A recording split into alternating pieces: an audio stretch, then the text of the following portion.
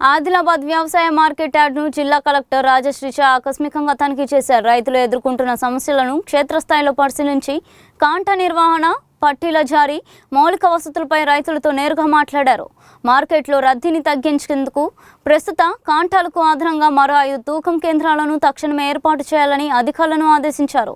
వృద్ధ రైతులకు మొదటి ప్రాధాన్యత ఇవ్వాలని సూచించారు. ఎండ తీవ్రత దృష్ట్యా టెంట్లు, తాగునీటి సదుపాయాలు కల్పించాలని ఆదేశించారు. రాత్రివేళ రైతుల పంట దొంగతనాలకు గురికాకుండా నైట్ సెక్యూరిటీని బలోపేతం చేయాలని చెప్పారు. రవాణా, హమాలీల కొరత పరిష్కారానికి చర్యలు చేపడుతున్నట్లు తెలిపారు. ఇంకొక 5 గంటలు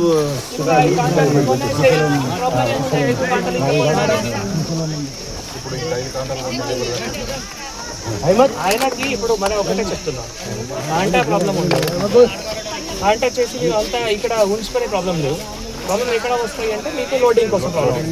ఎందుకంటే లోడింగ్ హమాలీస్ అవైలబుల్ లేదు, అన్లోడింగ్ హమాలీస్ అవైలబుల్ లేదు. మన లోకల్ వాళ్ళు ఎవరు పని చేయరు, MLS పాయింట్ వాళ్ళు కూడా పని చేయరు. వాళ్ళు ఎక్కడ అన్ని చెప్పినాము, వాళ్ళు అంటే నా ద్వారా కాదు చెప్పి మెయిన్ అక్కడ నేను ఇప్పుడు చూసాము. అక్కడ CWC దగ్గర 20 లారీస్ పెండింగ్ ఉన్నాయి, ప్రైవేట్ కూడా దగ్గర ఒక 20 లారీస్ పెండింగ్ ఉన్నాయి, 40 లారీస్ పెండింగ్ ఉన్నాయి. వాళ్ళు అంటే వాళ్ళు ఎంతమంది హమాలి ఉన్నారో దాని ప్రకారం పనిచేస్తున్నారు. ఇంకా 5 గంటల నుంచి 22 రూపాయలకు ఒకటి ఇస్తారని చెప్పింది.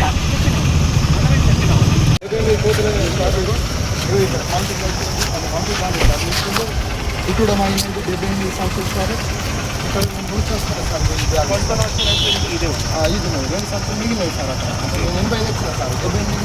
సార్ సార్ బస్తాలు నింపిస్తున్నారు. కాటాలు తక్కువ ఉన్నాయి సార్, కాటాలు చేయట్లేదు, 2-3 ఉన్నాయి. ఇంత పెద్ద మార్కెట్ చెప్తున్నా. డైలీ 20,000 సంచులు వస్తున్నాయి డైలీ, ప్రతిరోజు. మీరు కొద్దిగా వెయిట్ చేయగలిగితే వెయిట్ చేయండి, మరి వెయిట్ చేయకపోతే మీరు కొనుక్కొని ఉన్నా మరి నేను సంచులు కొనుక్కోవాలి, మీ ఇష్టం. అదే చెప్తున్నా, మీ ఇష్టం. అంతే 22-23 రూపాయలు చేస్తా సార్. అది కొనుక్కొని బిల్ చేస్తా.